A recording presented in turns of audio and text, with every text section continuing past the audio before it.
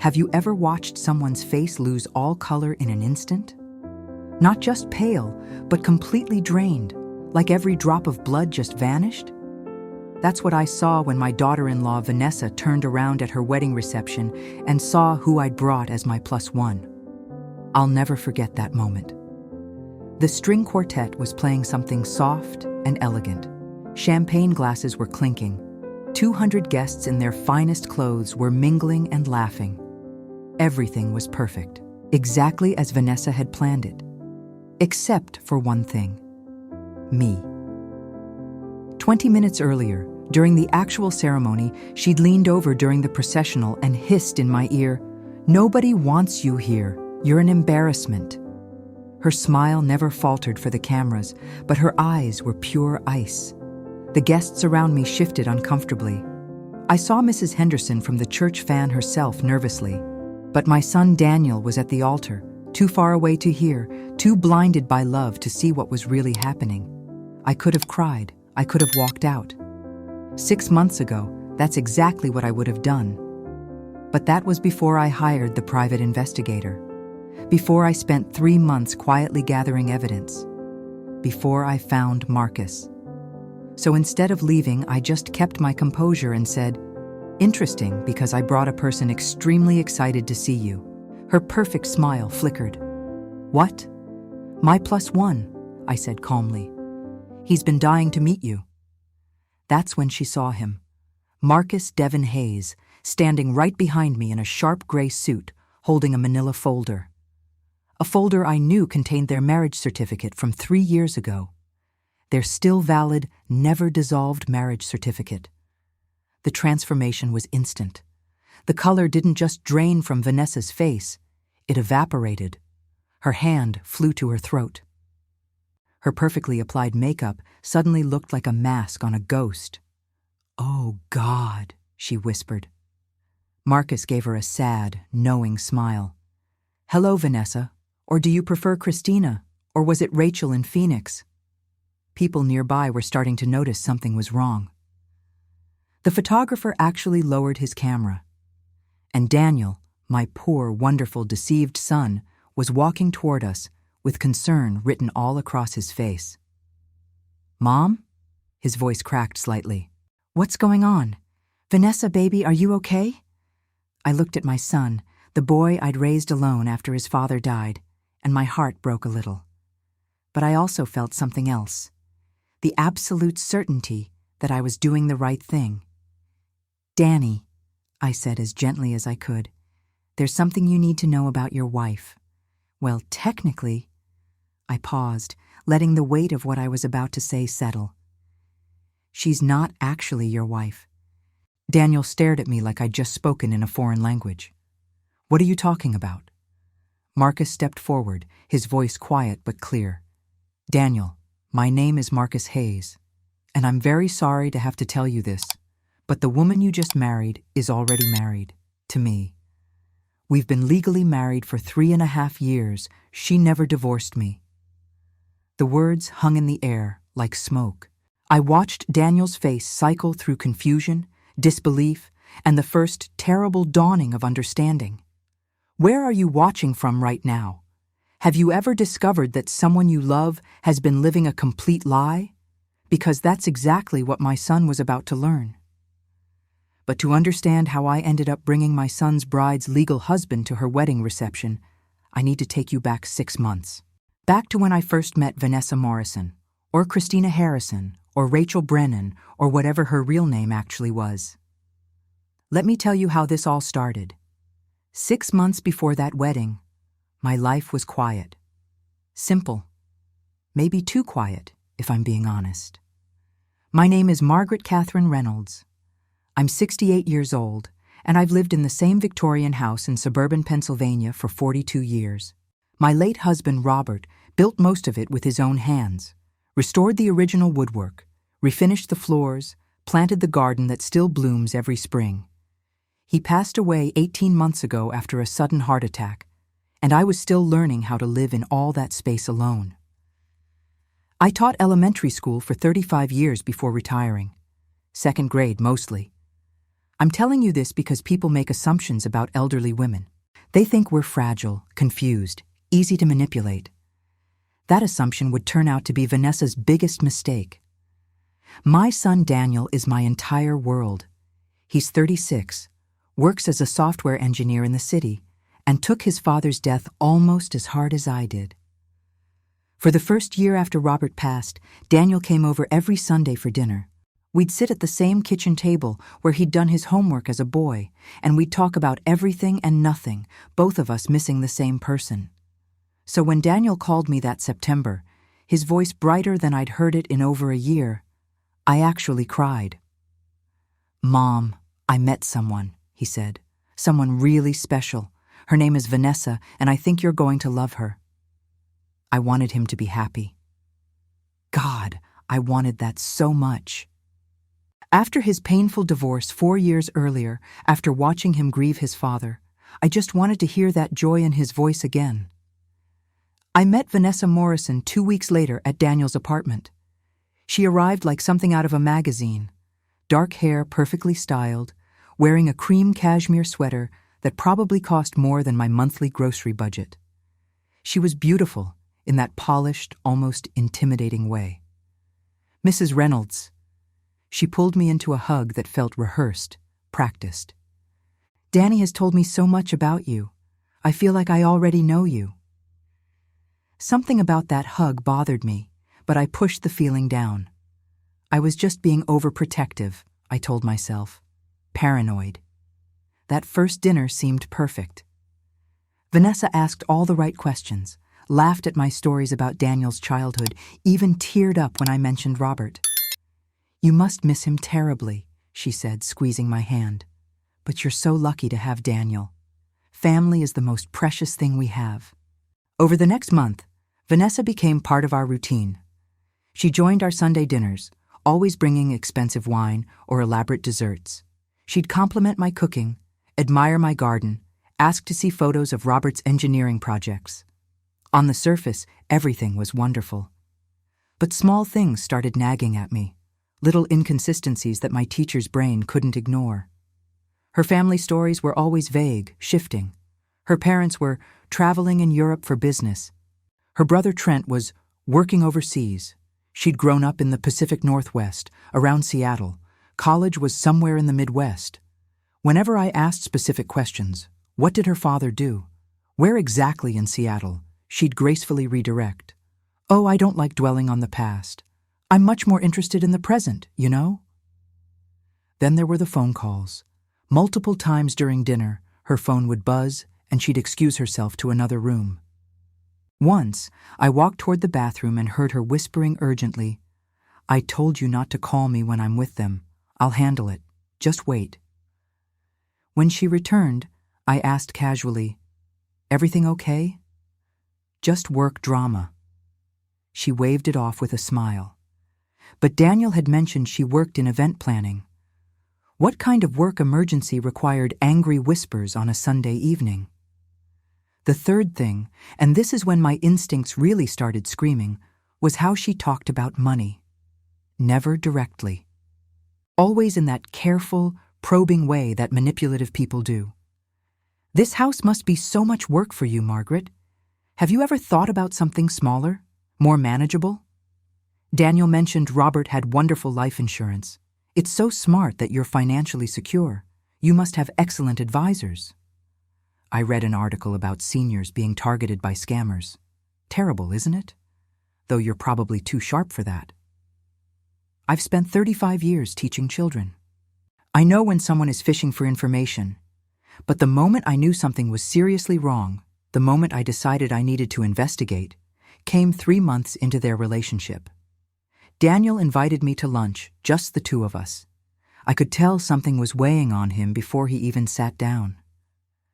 "Mom," he started carefully, stirring his coffee without drinking it. "Vanessa and I have been talking about our future. We're thinking about getting engaged." "Danny, that's wonderful." And part of me meant it. I wanted my son to be happy. The thing is, we've been looking at houses. The market is insane right now, and we need a bigger down payment than we have saved. He paused, not meeting my eyes. Vanessa suggested that maybe you could help us out. You know, as an advance on my eventual inheritance. My blood went cold. Not because I wouldn't help Daniel. I would give my son anything. But because I absolutely knew, this suggestion hadn't come from him. In 36 years, Daniel had never asked me for money. He'd worked his way through college with scholarships and part-time jobs because he knew money was tight when his father was alive. How much are we talking about? I kept my voice steady. $200,000. It would just be a loan, Mom. I'd pay you back once I get my next promotion.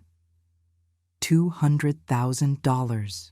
This woman I'd known for 3 months wanted access to $200,000 of the money Robert and I had spent 40 years saving.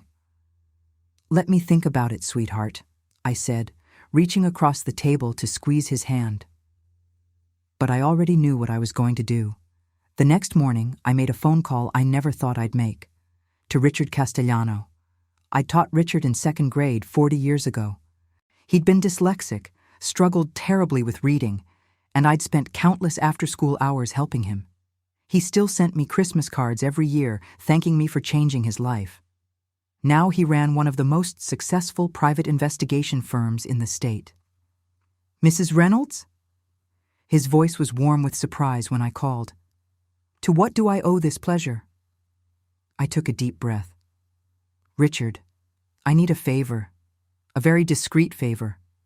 I need you to run a background check on someone my son is dating. There was a pause. What makes you think you need that? Because everything about her feels wrong, I said quietly. And Richard, I've spent my whole life reading people. I'm never wrong about this. Tell me everything you know, he said, his voice shifting into professional mode. I gave him Vanessa's name, her supposed birthday, every detail I'd managed to piece together from 3 months of careful observation. Richard promised to be thorough and discreet. 2 weeks later, he called me back. Mrs. Reynolds, you need to sit down, he said, and I heard something in his voice I'd never heard before. Gravity, almost fear. I found something, and it's much worse than you thought. My hands were shaking as I gripped the phone. Tell me. Her name isn't Vanessa Morrison, Richard said slowly. It's Christina Marie Harrison. And Mrs. Reynolds, she's already married. The world tilted. I sat down hard on my kitchen chair, the same chair where I'd sat thousands of times, where Robert and I had shared morning coffee, where Daniel had eaten breakfast before school. Married, I repeated. To who? A man named Marcus Devon Hayes. They got married 3.5 years ago in Portland, Oregon. She disappeared during their honeymoon after draining their joint account of $85,000. He's been trying to find her ever since to serve divorce papers. Mrs. Reynolds, she's planning to commit bigamy with your son. I closed my eyes. Bigamy, fraud, theft. There's more, Richard continued. This is her pattern. I found at least 2 other identities, 2 other men she's conned. And Mrs. Reynolds, based on what I'm seeing, you're the real target, not Daniel. You and your assets. That's when I knew. This wasn't just about protecting my son from a bad marriage. This was about protecting both of us from a predator who had researched us, targeted us, and was methodically working to destroy us. Richard, I said, my voice steady despite the rage burning in my chest, I need you to find this Marcus Hayes. I need to talk to him. And then I need you to help me gather every piece of evidence we can find. What are you planning to do?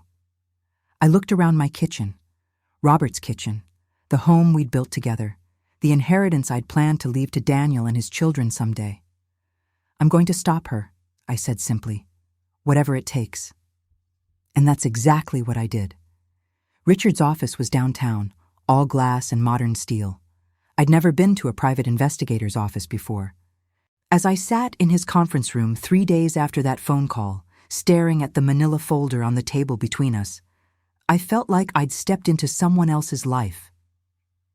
Before I show you what I found, Richard said gently, I want you to understand that everything in here is documented and verified.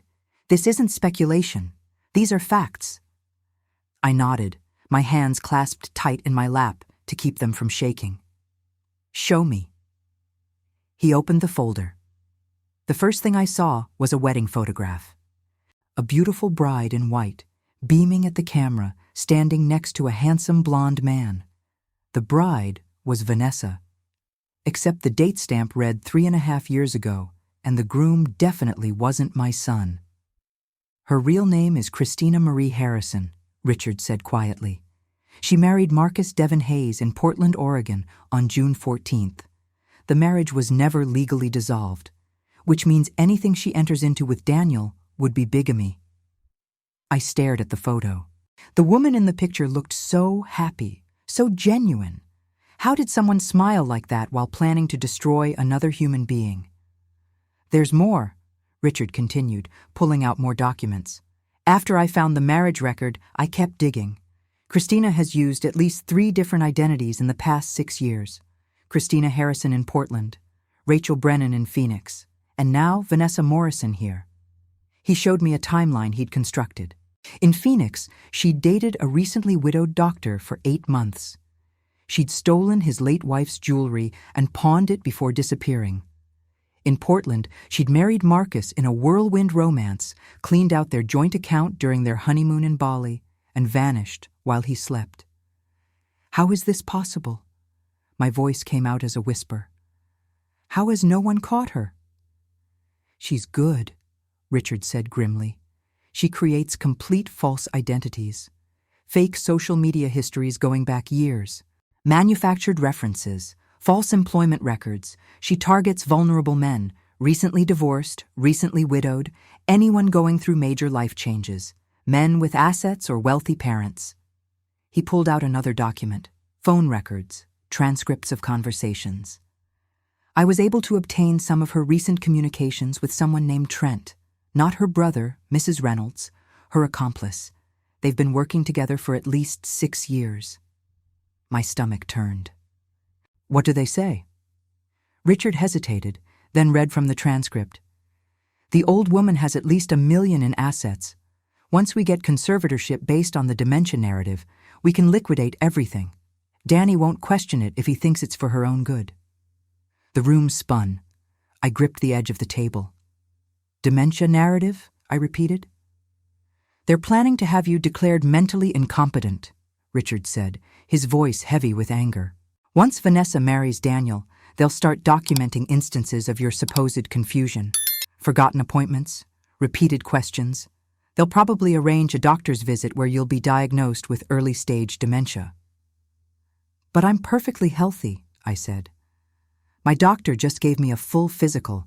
I'm sharper now than I was at 50. I know that. You know that. But with the right manipulation, they can create a narrative. Get Daniel to agree to conservatorship for your protection. And then they'll have legal access to everything. Your house, your savings, Robert's life insurance, his pension, everything. I thought about my house. The home Robert had poured his soul into restoring. The garden where we'd planted trees that were now taller than the roof. The rooms where I'd raised my son, celebrated birthdays, mourned losses, built a life. They wanted to take it all. Richard, I said, forcing my voice to stay steady, I need you to find Marcus Hayes. Can you do that? I already have his contact information. He's still in Portland, working as an architect. From what I can tell, he's been trying to track Christina down for 3 years. He wants legal closure. Set up a call, I said, as soon as possible. Over the next 2 weeks, while Vanessa continued playing the perfect girlfriend at Sunday dinners, I worked with Richard in complete secrecy. I called Marcus on a Tuesday evening, my hands shaking as I dialed. Mr. Hayes, my name is Margaret Reynolds. You don't know me, but I know your wife, except she's calling herself Vanessa Morrison now, and she's about to marry my son. There was a long silence on the other end. Then, in a voice thick with emotion, Is he okay? Has she hurt him yet? The kindness in that question, his immediate concern for a stranger, told me everything I needed to know about Marcus Hayes. Not yet, I said. But she will. Mr. Hayes, I need your help to stop her. We talked for over 2 hours. Marcus told me everything. How they'd met at a charity gala, how she'd seemed perfect, how she'd pushed for a quick wedding because life is too short to wait. How on their honeymoon, while he was sleeping off food poisoning, she'd drained their joint savings account and disappeared. I blamed myself for years, Marcus said, his voice breaking. I thought I'd done something wrong. I went to therapy. I couldn't trust anyone. I kept thinking if I'd just been a better husband, if I'd paid more attention, if I'd... Marcus, I interrupted gently. You did nothing wrong. She's a predator, and we're going to stop her together. But even as I gathered evidence with Richard and coordinated with Marcus, I still had to face Vanessa every Sunday. And now that I knew what she was, I saw things I'd missed before. The way she watched me when she thought I wasn't looking. Calculating. Measuring. The way she'd correct me in front of Daniel about tiny things. Actually, Margaret, you told that story last week, remember? Even when I hadn't. The way she'd bring up my age constantly. It must be exhausting maintaining this big house at your age, Margaret. Are you sure you're feeling all right? You seem a bit tired today. She was building the narrative, planting seeds in Daniel's mind that his mother was slowing down, forgetting things, struggling. 3 weeks after my call with Richard, Vanessa made her boldest move yet. Daniel called me on a Wednesday afternoon. Mom, Vanessa made you a doctor's appointment. She's worried about you. My blood ran cold. Worried about what? She says you've been forgetting things, repeating yourself. She knows a neurologist and she wants you to get checked out, just to be safe. There it was. The dementia narrative beginning right on schedule. Daniel, I said carefully, I just had a complete physical 3 months ago. Dr. Patterson said I'm in excellent health. I know, Mom, but that was just a regular physical. Vanessa thinks you should see a specialist. She's really concerned about you. I wanted to scream. I wanted to tell Daniel everything right then. But Richard's voice echoed in my head. If you tell him now, she'll convince him you're paranoid. You need irrefutable evidence. Okay, I said instead. If it'll make everyone feel better, I'll go. But I had no intention of seeing Vanessa's neurologist. Instead, I called Dr. Patterson and asked for a complete cognitive evaluation from an independent specialist. I wanted documentation that I was mentally sound. The escalation continued. 2 weeks later, Vanessa suggested over dinner that I should add her as a co-signer on my bank accounts. Just for emergencies, Margaret. That way, if something happens, Daniel doesn't have to scramble to access funds to help you. Daniel nodded along, oblivious.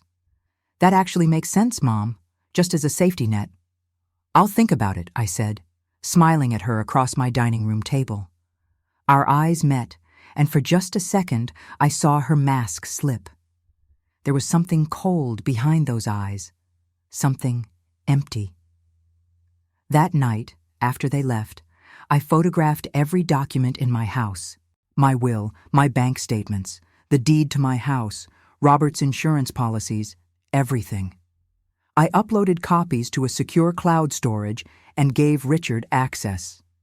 If something happened to me, there would be a record. Because I was starting to realize something terrifying. The phone transcripts Richard had shown me, the ones where Vanessa and Trent discussed the dementia narrative, those conversations had another phrase that had stuck with me. Phase 2 after the old woman is handled. Handled. What did that mean? I called Richard the next morning. Those transcripts you showed me, what did they mean by handled? Richard was quiet for a long moment. Mrs. Reynolds, I've been thinking about that too. Based on their pattern and some additional research, I think they're planning something beyond just conservatorship. What do you mean? Institutionalization, he said bluntly. Once they have conservatorship, they could place you in a memory care facility against your will. With a diagnosis of dementia, even a fraudulent one, they could argue you're not safe living alone, and once you're institutionalized, they'd have complete control of your assets. My legs felt weak. I sat down hard on my couch. They want to lock me away. I think that's the plan, yes. Marry Daniel, establish conservatorship, place you in a facility, liquidate your assets over the next few years. By the time anyone questions it, they'll be long gone with the money. I thought about nursing homes I'd visited over the years, friends who'd been placed there by well-meaning family members, how quickly they'd declined once they lost their independence, their homes, their autonomy. This wasn't just about stealing my money. This was about stealing my life. "Richard," I said, my voice shaking with rage, "I want surveillance. I want every conversation recorded. I want to know exactly what they're planning." "That's legally complicated." "I don't care," I interrupted. "Find a way, because I am not going to let them do this to me."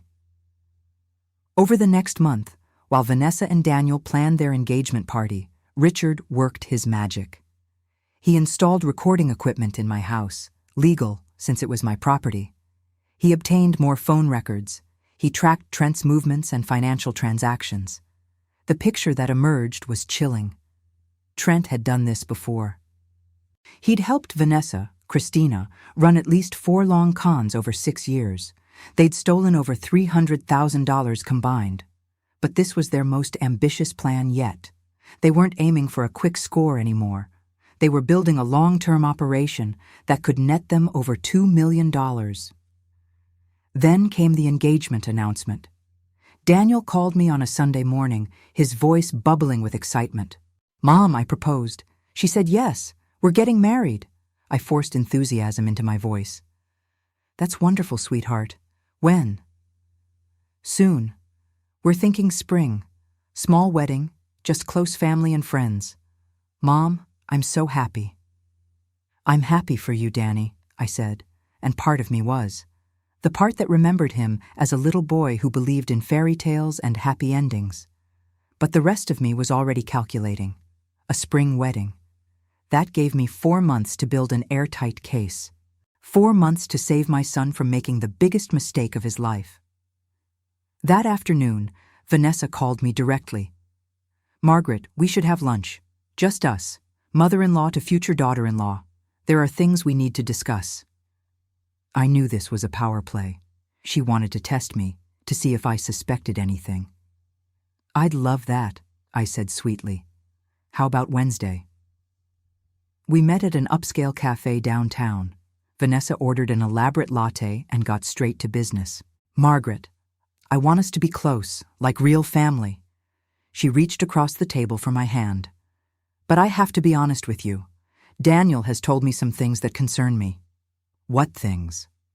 "He says you've been having memory issues, forgetting conversations, asking the same questions multiple times." "Margaret, I think you might be experiencing early cognitive decline." I kept my face neutral, but inside I was seething. "Really? I haven't noticed anything." "That's the thing about dementia," she said, her voice dripping with false sympathy. "People don't realize it's happening. But Daniel and I have been keeping track, and we're worried. I actually made you an appointment with a neurologist I know, next week."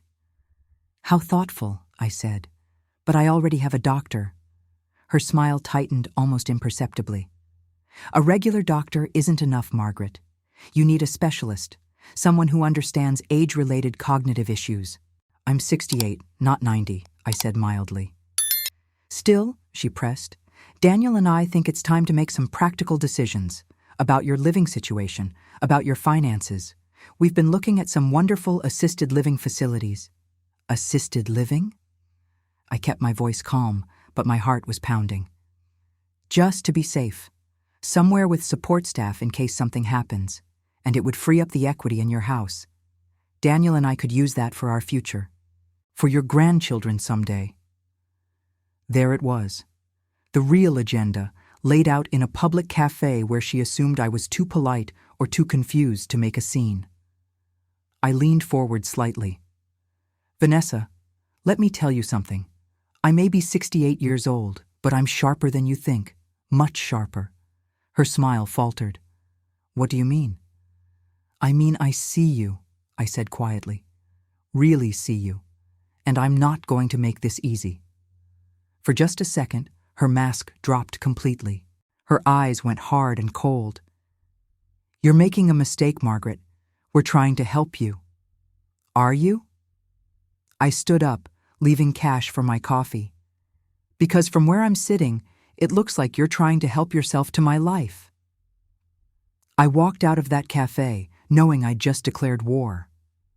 But I was ready. That night, Richard called with news. "Marcus Hayes is willing to fly out. He wants to help. And Mrs. Reynolds, I've been documenting everything. We have enough evidence to stop this." "Good," I said, looking around my quiet house. Robert's house. Our house. Because I have a plan. What kind of plan? I thought about Vanessa's perfect wedding plans, her careful manipulations, her absolute certainty that she'd won. "She wants a spring wedding?" I said. "Fine. Let her plan it. Let her think everything is going exactly the way she wants it. And then, Richard, we're going to introduce her to a very special wedding guest." "You're going to do it at the wedding?" "Where else?" I said. "She's been building her lies in public, in front of Daniel's friends and family. It's only fitting that the truth comes out the same way. No room for spin, no private conversations where she can manipulate the narrative, just the truth in front of everyone who matters." "That's bold," Richard said, "and potentially devastating for Daniel."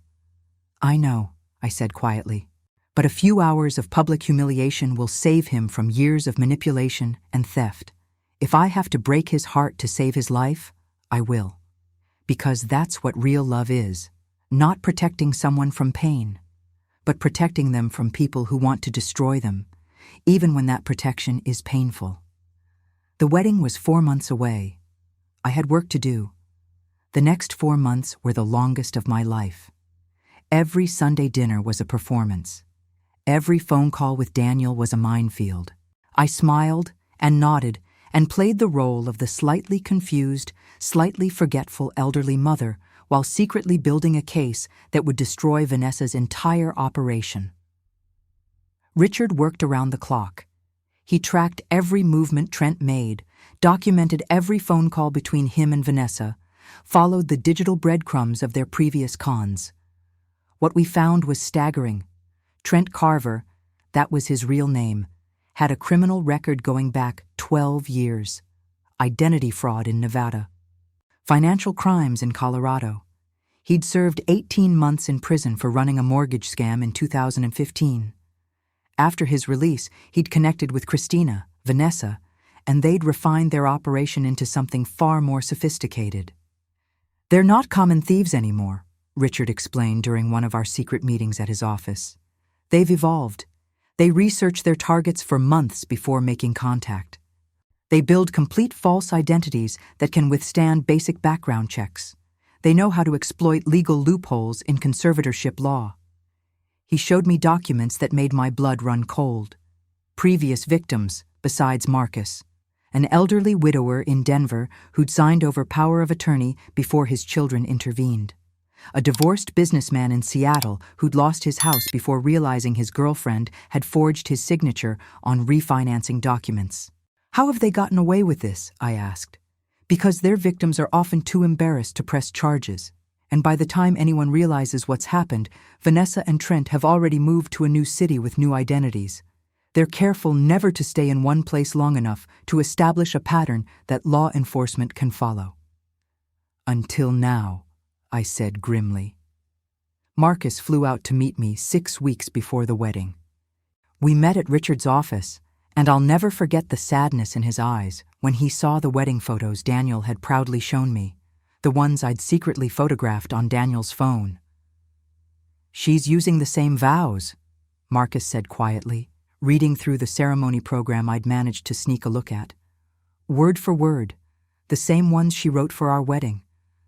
"I'm so sorry," I said, and I meant it.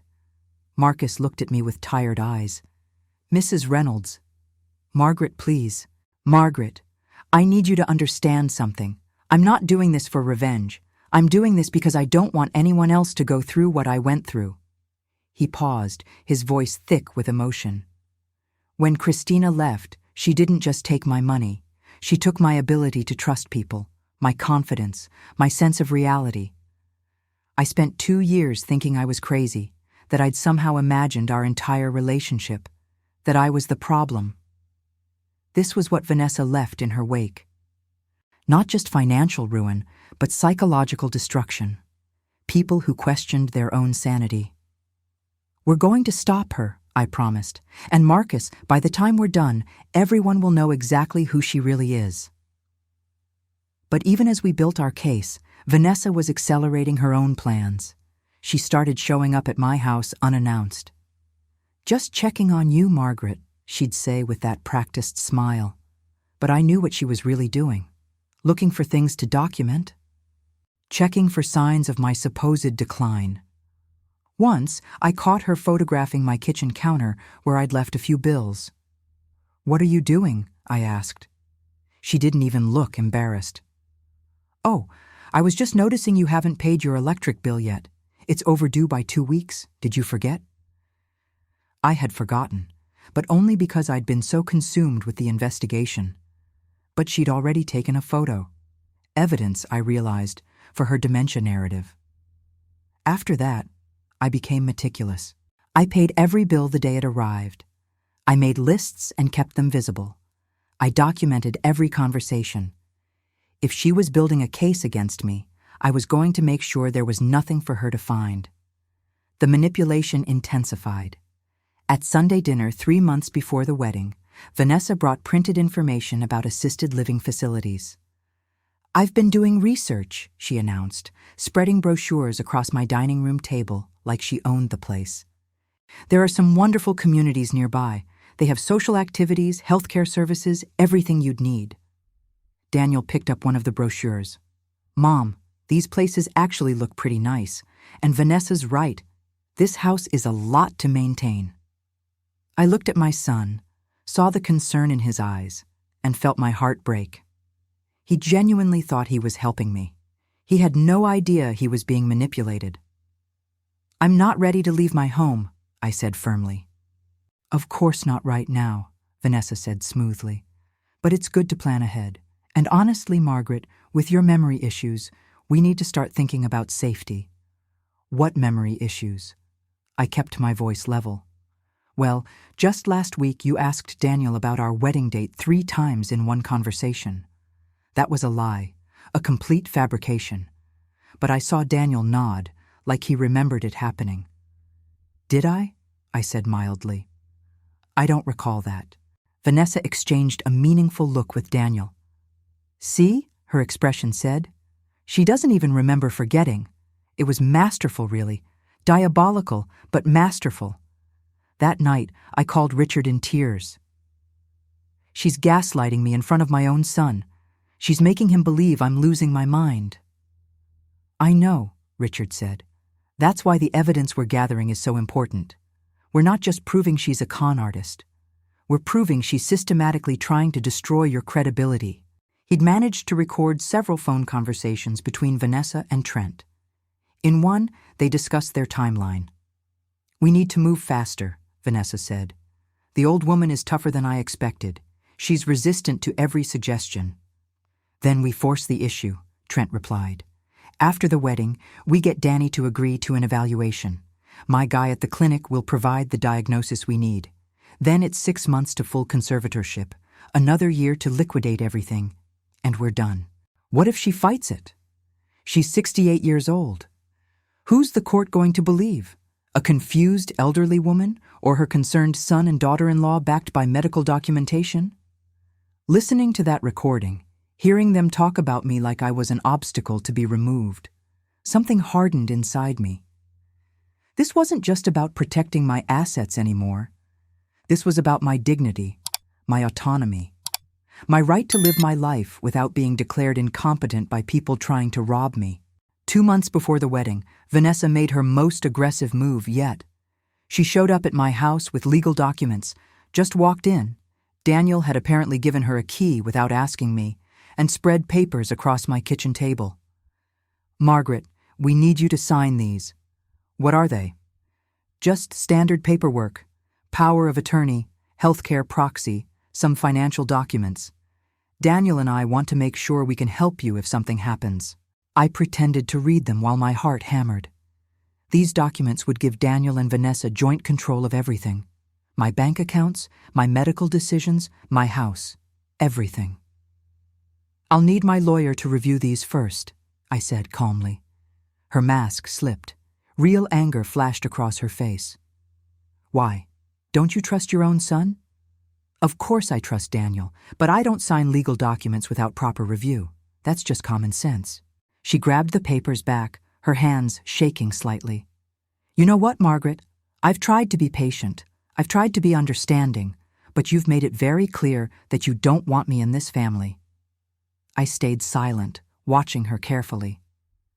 You're jealous, she continued, her voice rising. You're a bitter, lonely old woman who can't stand to see her son happy with someone else. You want him all to yourself. Still, I said nothing. Well, I have news for you, she said, her eyes cold. After the wedding, things are going to change. Daniel agrees with me. You're becoming a problem, and problems need to be dealt with. She left, slamming my door hard enough to rattle the windows. I immediately called Richard.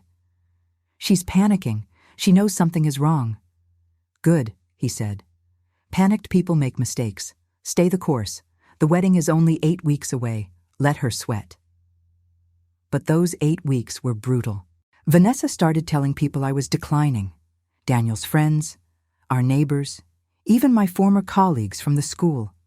Mrs. Henderson from church stopped me after service one Sunday. Margaret, dear, Daniel's fiancé mentioned you've been having some difficulties. If you need anything... I'm fine, I said, forcing a smile. Vanessa misunderstood, but I could see the pity in her eyes. She believed Vanessa, not me. That's when I realized how completely Vanessa had isolated me. If I tried to tell people what was really happening, who would believe me? The young, beautiful, concerned daughter-in-law? Or the elderly mother who, according to Vanessa's narrative, was showing signs of dementia? I felt trapped, powerless. Exactly how Vanessa wanted me to feel. But I had something she didn't know about. Evidence, documentation, Marcus, and a plan. 1 month before the wedding, Richard presented me with a complete dossier. 3 years of research compiled into one devastating package. Vanessa's real identity and complete criminal history. Marcus's sworn testimony and original marriage certificate. Financial records showing the money trail from previous cons. Recorded phone conversations discussing the conservatorship scheme. Evidence of Trent's involvement and criminal record. Documentation from previous victims willing to testify. A cognitive evaluation from an independent neurologist proving I was mentally sound. Timeline showing the systematic gaslighting campaign. This is ironclad, Richard said. Any lawyer would advise her to plead guilty. You have her completely. Good, I said, because I want her to face every single consequence. The wedding invitations went out. 200 guests. An expensive venue that I'd contributed $20,000 toward. Daniel had been embarrassed to ask, but Vanessa had insisted. It's traditional for the groom's family to contribute, she'd said. I wrote the check without hesitation. I wanted her to feel confident. I wanted her to think she was winning. The week before the wedding, Daniel came over alone. He sat on my couch, the couch where I'd rocked him as a baby, and took my hand. Mom, after the wedding, Vanessa and I want to talk to you about your living situation. We really think it's time to consider something safer. I looked at my son, my only child, and saw how completely she'd manipulated him. He genuinely believed he was protecting me. Danny, I said carefully, do you remember when you were 8 and you wanted to quit piano lessons? He blinked at the subject change. Yeah? I made you stick with it for another year. You were so angry with me, but later you thanked me. You said you were glad I hadn't let you quit. Where are you going with this, Mom? Sometimes, I said quietly, the people who love you have to make hard decisions. Decisions that hurt in the moment but protect you in the long run. Mom, are you okay? I squeezed his hand. I'm better than okay, sweetheart. You'll see. He left, looking confused. But I meant every word. The night before the wedding, I barely slept. I reviewed the plan one more time with Richard and Marcus. We'd coordinated everything down to the minute. Marcus would arrive as my +1. Vanessa couldn't object without raising suspicion about why she didn't want me to bring a guest. Richard would be positioned in the audience with backup documentation. We'd wait until after the ceremony. I wouldn't destroy the wedding itself, but before the reception, when all the guests were gathered. Are you absolutely sure you want to do this? Marcus asked me that night. It's going to be brutal, for everyone.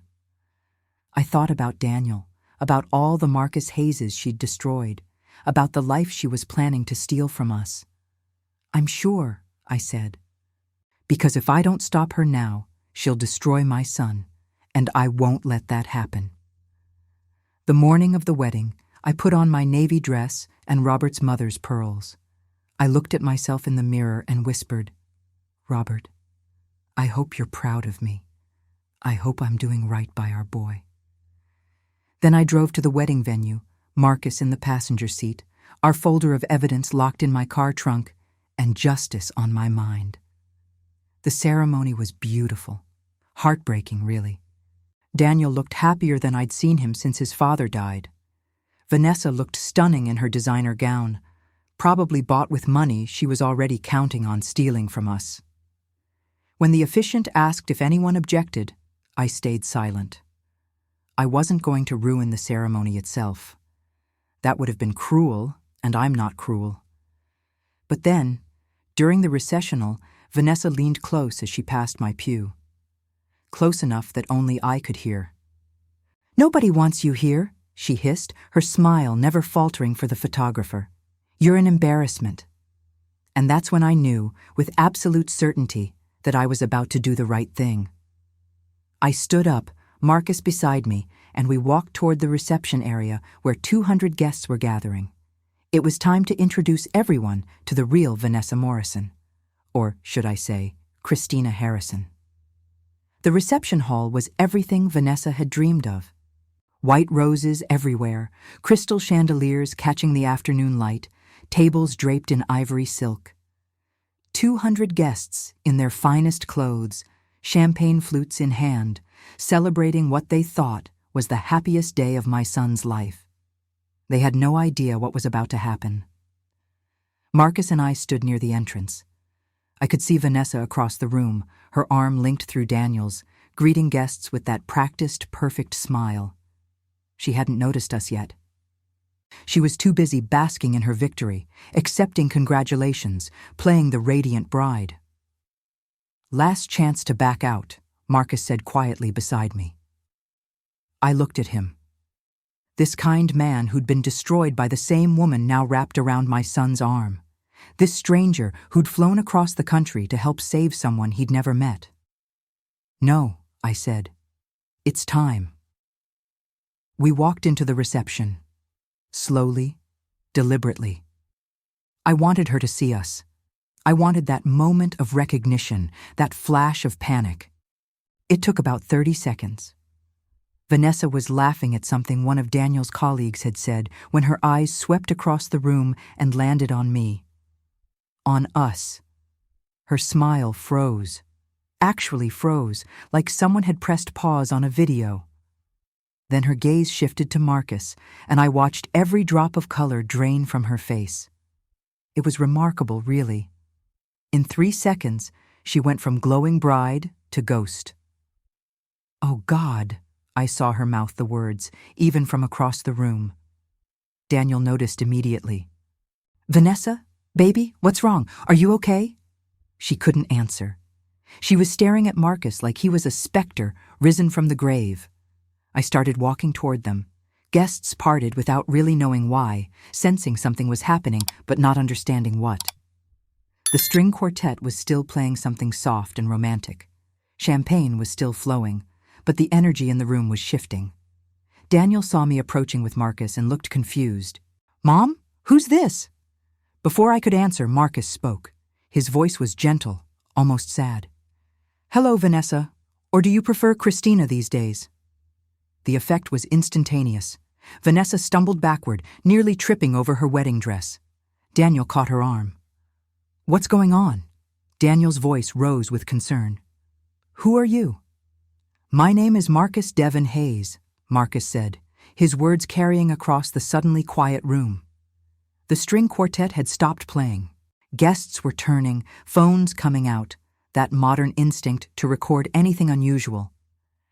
"And I'm very sorry to have to tell you this, Daniel, but the woman you just married is already married. To me." You could have heard a pin drop. Daniel laughed, actually laughed, like it was some kind of joke. "That's insane. Vanessa, tell him. Tell everyone this is crazy." But Vanessa couldn't speak. She was shaking her head, her hand pressed to her throat, her eyes darting around like a trapped animal looking for escape. "We've been legally married for 3.5 years, Marcus continued, pulling the marriage certificate from his jacket. June 14th, Portland, Oregon, Christina Marie Harrison and Marcus Devon Hayes. The marriage was never dissolved." "Christina?" Daniel's voice cracked. "Her name is Vanessa. Vanessa Morrison." By now, a crowd had gathered. Daniel's groomsmen, Vanessa's supposed friends, curious guests with their phones raised. I saw Trent pushing through the crowd, his face panicked. That's when Richard appeared at my other side, holding his tablet. "I'm Richard Castellano, private investigator," he announced, "and I have documented evidence that this woman has committed identity fraud in at least 3 states. The crowd was growing. The photographer was filming. This was exactly what I needed. Witnesses everywhere, making it impossible for Vanessa to spin another lie. "This is harassment," Trent shouted, trying to reach Vanessa. "Someone call security." "Security?" I said calmly, my voice carrying in the shocked silence. "I paid for this reception, Trent. $20,000, which makes me a host, and Marcus is my invited guest." Daniel turned to me, his face a mask of confusion and dawning horror. "Mom, what is this? What's happening?" Vanessa finally found her voice. "Danny, please, this is a misunderstanding. This is all a misunderstanding?" Marcus's voice rose with emotion. "You married me, drained our bank account of $85,000 during our honeymoon, and disappeared. I've been trying to find you for 3 years to serve you divorce papers. That's not a misunderstanding, Christina." $85,000. Daniel's voice was barely a whisper. I watched my son's face as understanding started to break through denial. It was like watching ice crack in the spring thaw, slow, then all at once. "Danny, listen to me." Vanessa grabbed his arms, desperate now. "Yes, I was married before. Yes, I should have told you. But it was a mistake, a terrible mistake from when I was young. I was going to divorce him before we got married, but there wasn't time. And I didn't want to lose you. There wasn't time." Marcus's voice shook. "Christina, you've had 3.5 years. I've been searching for you across 3 states. "Stop calling me Christina!" Vanessa shrieked, her composure completely shattered. "That's not who I am anymore." "No?" Richard held up his tablet, showing documentation to the nearest guests who were now recording everything on their phones. "Is Rachel Brennan who you are? That's what you called yourself in Phoenix when you stole jewelry from Dr. Richard Patterson. Or maybe you prefer your real name, Christina Marie Harrison, wanted for fraud in Oregon, Washington, and Arizona." The gasps from the crowd were audible. Daniel looked like he might be sick. "This is insane," Vanessa said, but her voice was shaking. "Margaret, you vindictive. This is because you never wanted me in the family. You've been trying to sabotage us from the beginning." "Have I?" I pulled out my phone, my hand steady even though my heart was racing. "Then how do you explain this?" I played one of the recorded conversations. Vanessa's voice filled the room, crystal clear. "The old woman has at least $1 million in assets. Once we get conservatorship based on the dementia narrative, we can liquidate everything. Danny won't question it if he thinks it's for her own good. The silence that followed was deafening. Daniel's face went from white to gray. He took a step back from Vanessa, away from her reaching hands. What is that? A conversation between your wife and her accomplice, Richard said, gesturing to Trent, who was now trying to edge toward the exit. Trent Carver, convicted felon, not her brother, her partner in at least 5 documented fraud operations. 2 of Daniel's groomsmen, his friends from college, moved to block Trent's path without even being asked. You were planning to have me declared incompetent, I said, looking directly at Vanessa. My voice was calm, almost conversational, but I felt Robert's strength flowing through me. You were going to convince Daniel I had dementia, get conservatorship, put me in a nursing home, and steal everything my husband and I spent 40 years building. That's taken out of context. Vanessa's voice was shrill now, desperate. We were just discussing worst-case scenarios, planning for what? Richard showed more documents on his tablet. We also have your financial projections. 3 to 5 years to extract $2 million through conservatorship fraud and asset liquidation. Daniel sat down heavily on a nearby chair. His best man knelt beside him, hand on his shoulder, but Daniel didn't seem to notice. He was staring at Vanessa like he'd never seen her before. How long have you known? He asked me, his voice hollow. 3 months, I admitted. Since you asked me for the $200,000 down payment. Why didn't you tell me? Because she would have convinced you I was lying, I said gently, that I was jealous or confused or trying to control you. I needed you to see the evidence yourself, with witnesses, so there could be no doubt. Vanessa made one last desperate attempt. She fell to her knees in front of Daniel, grabbing his hands, tears streaming down her face. Danny, please. I know I made mistakes. I know I lied about my past. But my feelings for you are real. I love you. We can work through this. We can go to therapy. I'll make this right. I swear I'll make this right. For just a moment, I saw Daniel waver. Because that's who my son is. Someone who believes in redemption, who wants to see the good in people. But then Marcus spoke, his voice quiet but clear. Daniel, I said those exact same things to myself. After she stole my money and disappeared, I told myself that somehow she must have loved me, that it meant something. But it didn't. We were marks. That's all we ever were to her. Daniel looked at Marcus, then at me, then at the phone still in Richard's hand with more evidence queued up. Then he looked at Vanessa, kneeling in her white dress in front of 200 witnesses. Get out, he said quietly. Danny, get out. His voice cracked, broke. Get out of this venue. Get out of my life. And if you ever contact me again, I will personally make sure you face criminal charges in every state where you've committed fraud. Vanessa stood slowly. For just a moment her mask dropped completely and I saw who she really was underneath. Not hurt or sorry, just angry, calculating, already planning her next move. She looked at me with pure hatred. You destroyed me. No, I said quietly. I stopped you from destroying my son. There's a difference. Security, real security this time, called by Richard, appeared to escort Vanessa and Trent from the venue.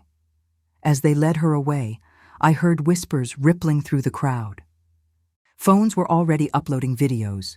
By tomorrow, this would be everywhere. Daniel sat with his head in his hands, surrounded by his groomsmen.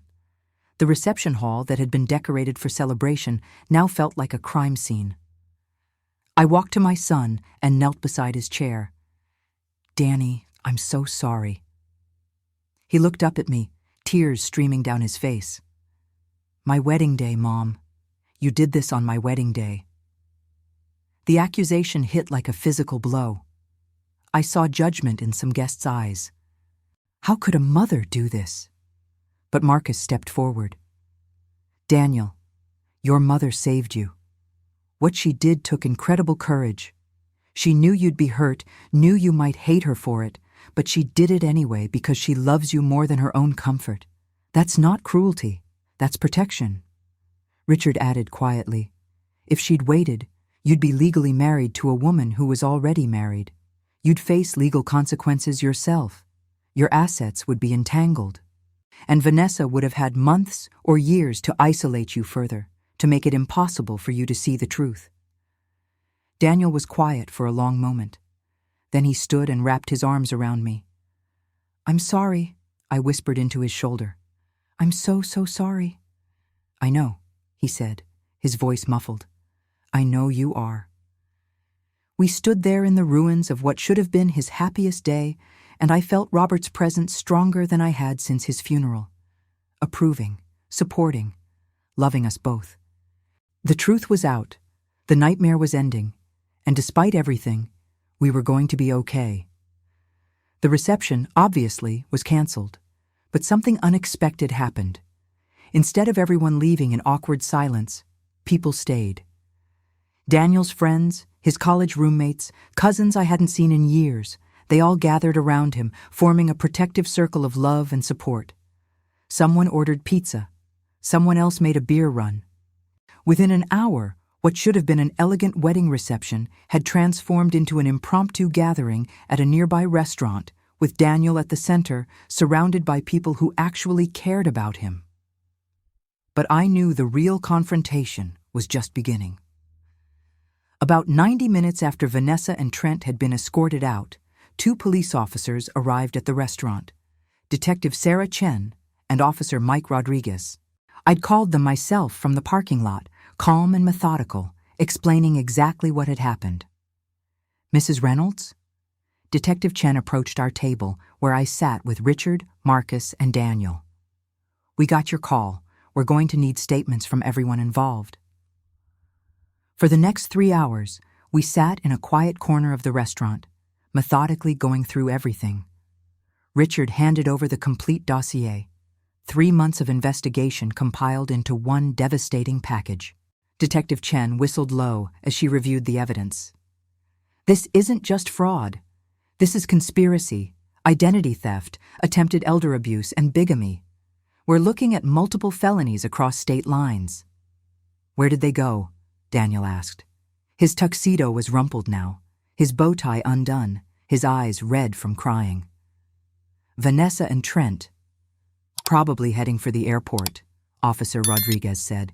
It's their usual pattern according to this documentation. But we've already issued a BOLO, be on the lookout alert. If they try to leave the state, they'll be stopped. Marcus leaned forward. Detective, I filed a police report in Portland 3 years ago when Vanessa, disappeared with my money. I've been trying to track her through legal channels ever since. Will that help the case? Absolutely. This establishes a clear pattern of behavior. Combined with Mrs. Reynolds' evidence and testimony from other victims, we have enough for multiple warrants. Chen looked at me with something like respect. Ma'am, you did more investigative work than some of our detectives. You should consider a second career. I was a teacher, I said simply. We learned to spot liars early.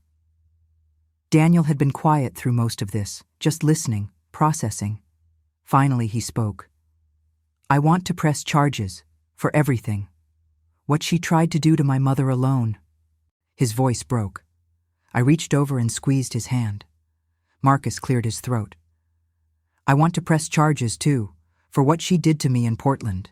Is that possible even after 3 years? More than possible, Detective Chen said. Given the interstate nature of these crimes, this will likely go federal. The statute of limitations is much longer for fraud of this magnitude. Federal charges. The weight of those words settled over the table. Around 10 p.m., Detective Chen's phone rang.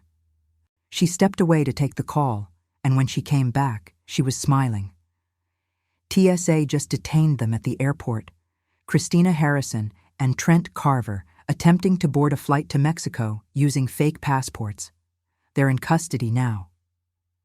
Daniel exhaled like he'd been holding his breath for hours. So, it's really over. The arrest part is over, Chen said. Now comes the prosecution.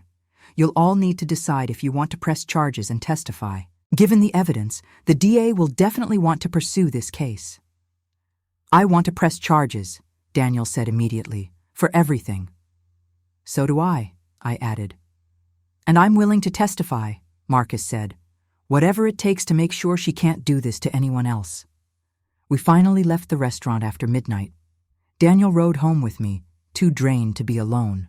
We sat in my kitchen, the same kitchen where Robert and I had celebrated Daniel's first steps, his graduation, his first job, and I made tea neither of us drank. How did you know? Daniel asked finally. What made you suspicious? The money request, I said. You'd never asked me for money before, not once in your entire life, and the way she talked about my house, my finances, it felt predatory. I'm such an idiot, he said, dropping his head into his hands. How did I not see it? Danny, look at me. I waited until he met my eyes. You're not an idiot. She's a professional con artist. This is what she does. She studies people, finds their vulnerabilities, and exploits them. You just lost your father. You were grieving, lonely, vulnerable. That's exactly when predators strike. But you saw through her. Because I wasn't in love with her, I said gently. And because I've spent 35 years watching children try to manipulate their way out of trouble, I recognize the patterns. He was quiet for a moment. The dementia thing. Were you scared? Terrified, I admitted. The idea that she could have me declared incompetent, locked away in a facility, taken everything. Yes, I was scared, but I was also angry. And anger is a powerful motivator. I'm sorry I didn't believe you earlier. When you tried to warn me? I never tried to warn you directly, I interrupted, because I knew she'd twist it into me being jealous or controlling. I needed ironclad evidence. I needed witnesses. I needed you to see the truth in a way she couldn't manipulate. That's why you did it at the wedding. I nodded. I know it was brutal. I know it humiliated you in front of everyone you care about. But Danny, if I'd told you privately, she would have convinced you I was lying. She would have had time to create counter-narratives, to manipulate you further. This way, with 200 witnesses and phone recordings and legal documents, there was no room for doubt. He was quiet for a long time. Then, thank you, Mom, for protecting me even when it hurt.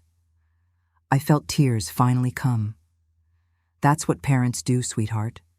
We protect our children from people who want to harm them, even when that protection is painful. We sat there until almost 2 a.m, talking through everything. I showed him all the evidence Richard had compiled, played all the recordings, explained the entire investigation. He needed to understand the full scope of what had almost happened to us.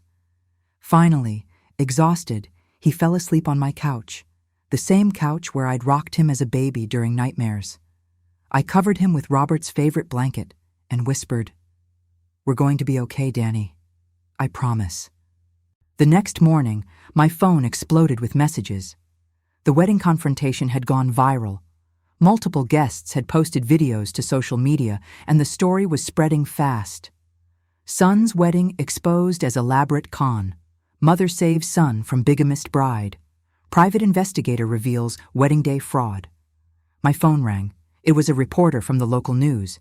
I declined comment and blocked the number. Then it rang again. Another reporter, then another. Richard called. "Mrs. Reynolds, you need to prepare for media attention. This story is everywhere. Do you want me to handle press inquiries?" "Yes, please," I said. "I don't want to talk to anyone except the police and prosecutors." Over the next few days, the legal process accelerated. Vanessa and Trent were formally charged with multiple counts of fraud, identity theft, conspiracy, and attempted elder abuse. The DA assigned to the case was a sharp woman named Patricia Morrison, who seemed genuinely angry about what Vanessa had tried to do. "Cases like this are personal to me," she explained when we met at her office. "My own grandmother was the victim of a similar scam 10 years ago. These predators target the most vulnerable among us, and I make it my mission to put them away." With bail set impossibly high, $2 million each, Vanessa and Trent remained in custody. The prosecution moved forward rapidly, building on the foundation Richard and I had already created. Marcus stayed in town for 2 weeks, giving his testimony, providing documentation, becoming an unexpected friend to both Daniel and me. The three of us, united by Vanessa's destruction, formed an odd little support group. "You know what's strange?" Marcus said one evening over dinner at my house. "For 3 years I thought I was crazy. I thought I'd somehow imagined that Christina loved me, that I'd been too trusting, too naive. But talking to you both, seeing that she did the exact same thing to you, it's like I finally have permission to stop blaming myself."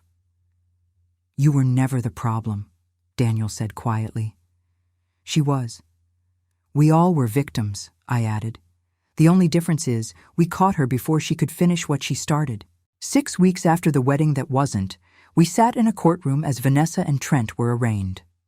Vanessa looked different now. No designer clothes, no perfect makeup, just a hollow-eyed woman in a county jail jumpsuit. When she saw us sitting together, me, Daniel, and Marcus, something flickered across her face. Not remorse, something closer to rage that we'd beaten her. The judge read the charges, 18 felony counts between the two of them. Vanessa's lawyer tried to argue for a plea deal, but Patricia Morrison shut it down immediately. "The people are seeking maximum sentences," she announced. "These defendants targeted vulnerable individuals, destroyed lives, and showed no remorse. We will be pursuing every charge." Bail was denied. Trial date set for 4 months out. As we left the courthouse, Daniel put his arm around my shoulders. "It's really over, isn't it?" "The legal part is just beginning," I said. "But the nightmare? Yes, that's over." Marcus paused at his rental car. He was flying back to Portland the next morning. "Thank you both for giving me closure, for making me feel less alone."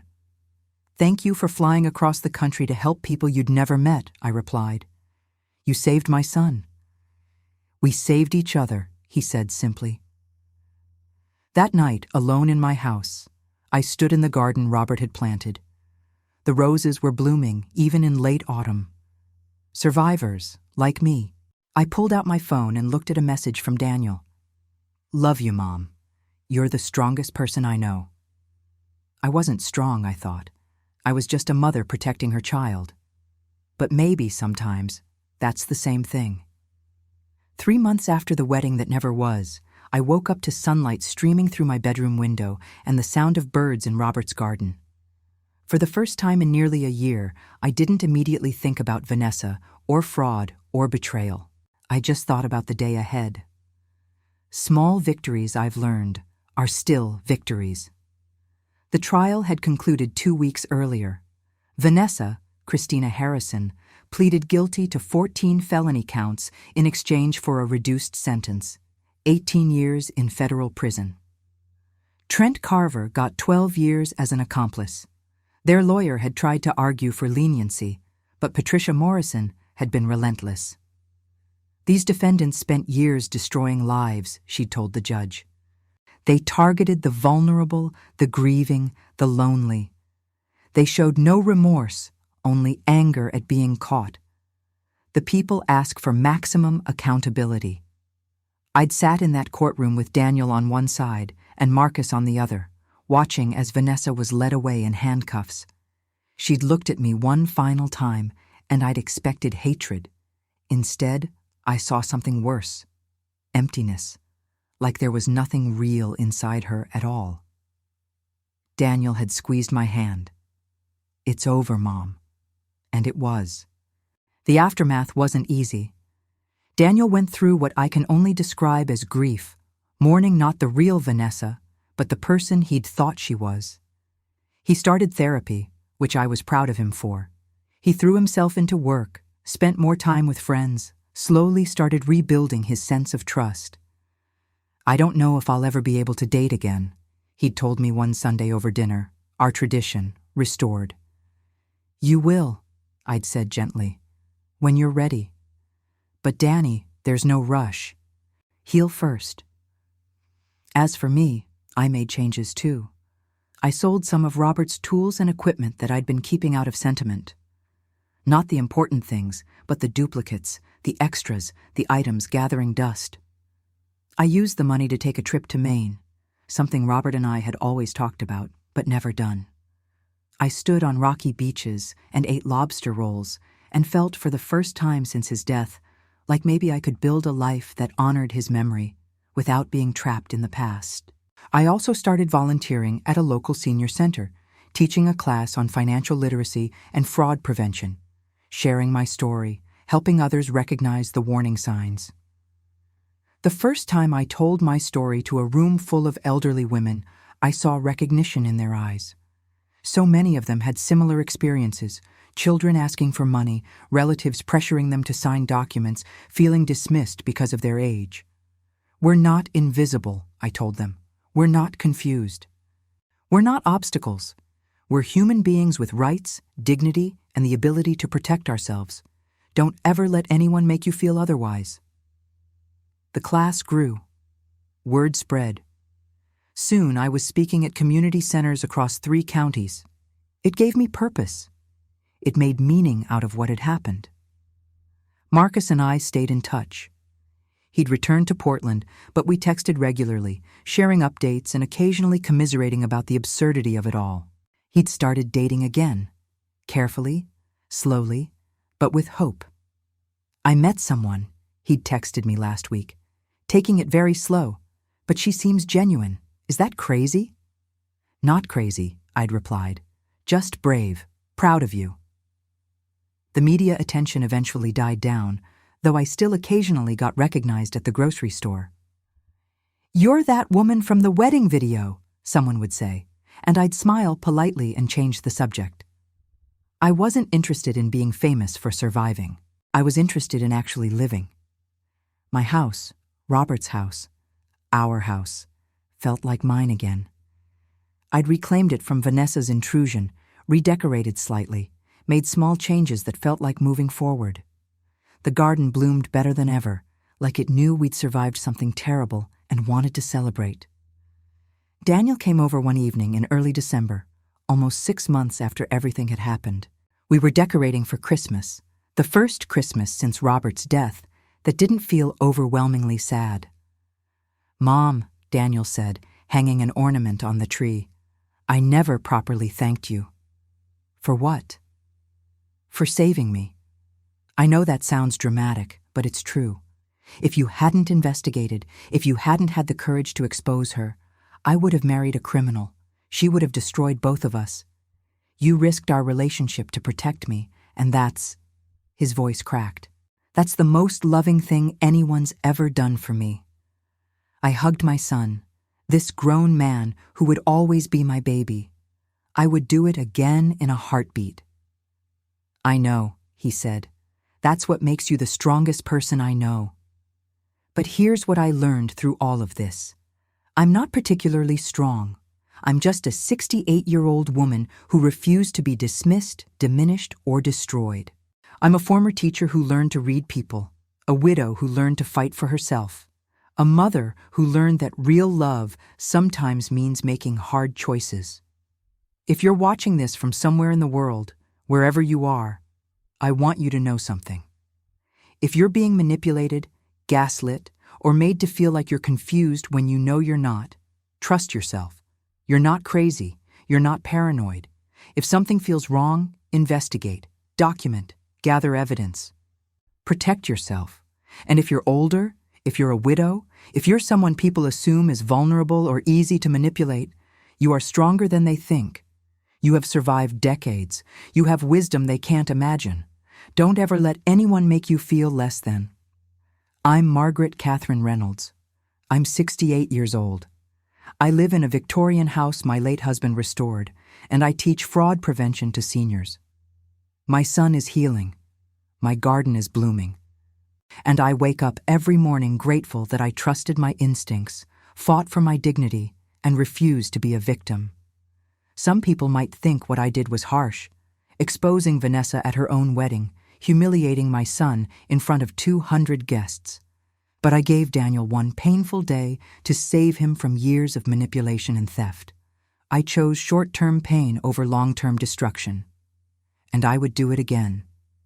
So to everyone watching, where are you from? Have you ever had to make an impossible choice to protect someone you love? Share your story in the comments. You're not alone. And if this story helped you in any way, please like and subscribe. You never know who needs to hear that they're not crazy, they're not confused, and they have the right to fight back. Because we all deserve to live with dignity, respect, and the truth. Thank you for listening to my story.